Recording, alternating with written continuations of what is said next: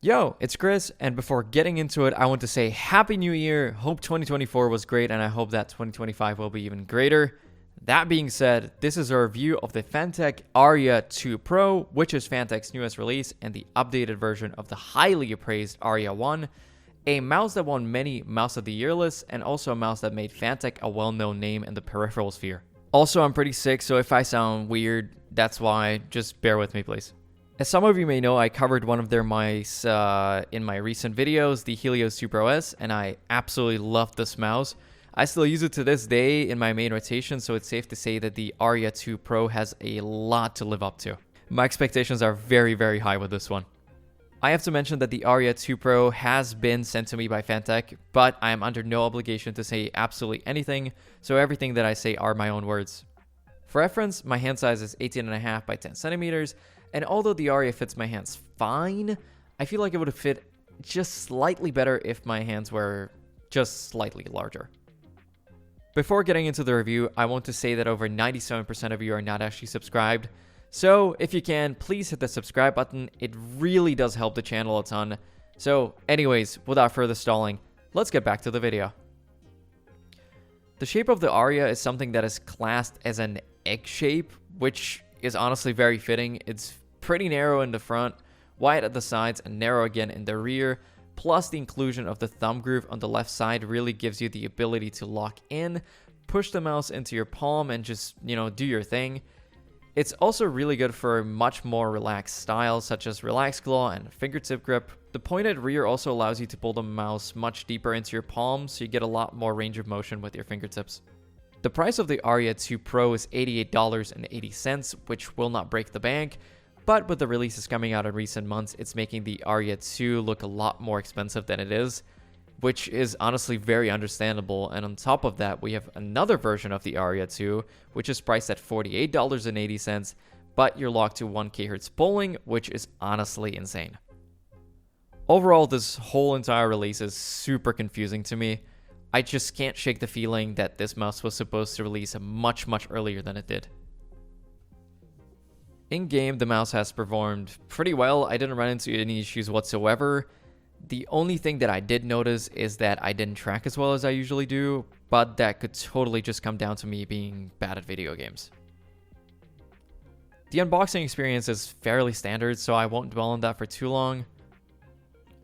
In the box, you obviously get the mouse, the 8K cable, some pretty decent grips, 8K receiver, replacement skates, and also some replacement dots. When it comes to the build quality, the Aria 2 Pro is extremely solid. No rattle, no squeaking or creaking. Even the coating is really good. I'm pretty sure it's using the same coating as the Helios 2 Pro S. Though my unit has a small blemish in the coating, there is a small bump just above the side buttons. It's, for now, it's just purely cosmetic, but I'm really curious if it will eventually start peeling. Do keep in mind this is very likely an isolated case, since I have not heard anybody report the same issue. The Aria 2 Pro is using 100% PTFE skates, which are absolutely amazing. The glide is smooth and balanced. Overall, I'm very pleased with them. Plus, with the replacement skates you get in the box, they will also last you a decent while. I do have one issue though, and that's that the 8K dongle is identical to my Helios one. I honestly couldn't tell them apart. I had to write names on the bottoms of them. The clicks are using the Huano blue shell pink dot switches, which are one of the most popular switches out there, and that is for a very good reason. Their implementation in this mouse is once again amazing. The clicks are light but not too light, very well tensioned, even if you click much further in the back. There's only very light pre and post travel and barely any side wobble, so nothing significant or something that you would ever notice while using it. The side clicks are very well tensioned once again. I do wish though that they were shaped slightly differently. They do have harsher edges, and while playing a game where I use the side buttons quite often, they did become a bit uncomfortable. The Aria 2 is using the same scroll wheel as the Helios 2 Pro S, and I absolutely praise that one. The steps are noticeable, but they never get stuck or anything. Scrolling itself is pretty light, and the click is not the lightest, but light enough to be easily spammable. And now, let me show you the sound test.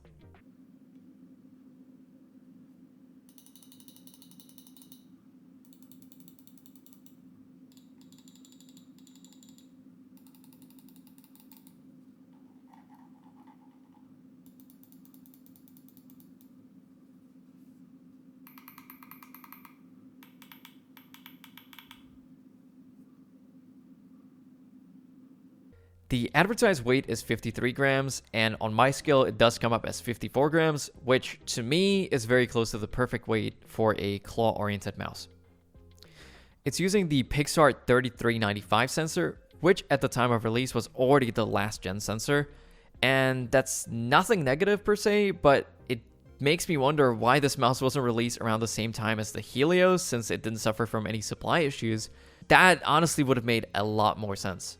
The sensor is perfectly in the middle of the mouse, but when I flip the mouse over, it is far behind my thumb and far from my fingertips, so the left to right movement feels a lot slower than it would if the sensor was much closer to your fingertips. The software is once again something that is completely identical to the Helios. It's pretty intuitive and simple. You can easily adjust your polling rate anywhere from 125 Hz all the way to 8K Hz, your preferred liftoff distance, and even turn on their version of the competitive mode, which does increase the performance but also noticeably decreases the battery life. For the record, I have had this setting turned on throughout my testing, so the battery life will reflect that. And the battery life is okay. It's honestly nothing amazing or mind-blowing. Like I said, this mouse is using the 3395 sensor, so the battery life on 8K is absolutely acceptable, even while using their peak performance mode.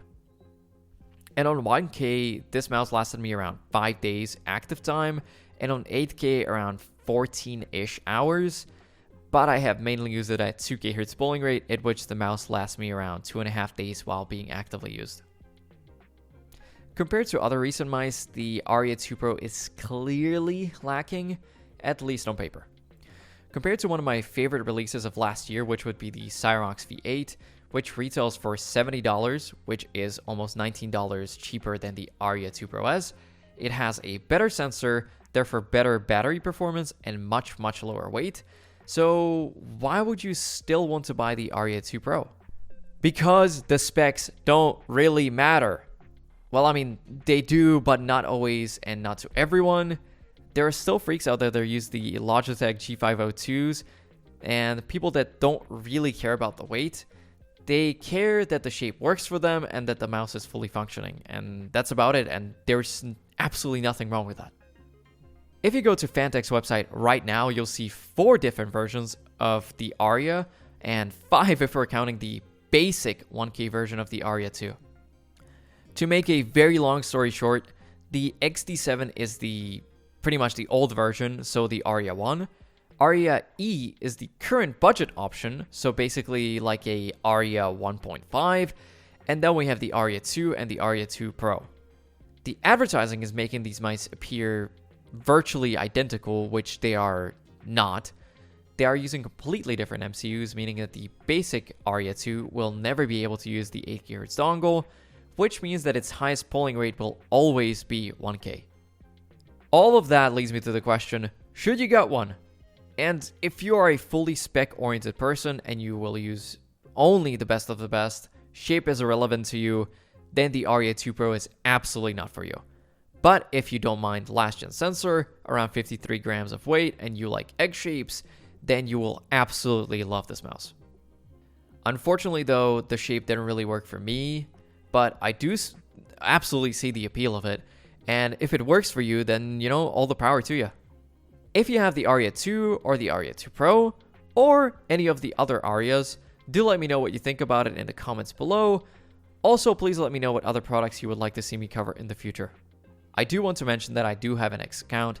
My ad is on the screen right now, so definitely give me a follow if you're interested in peripheral news or if you want to see more of my content that is exclusive on there. All of the other links to my social media are down in the description below. And if you've liked this review, please let me know by liking this video and subscribing. You can also click the notification bell to not miss any of my future uploads. So, anyways, that's it. See ya.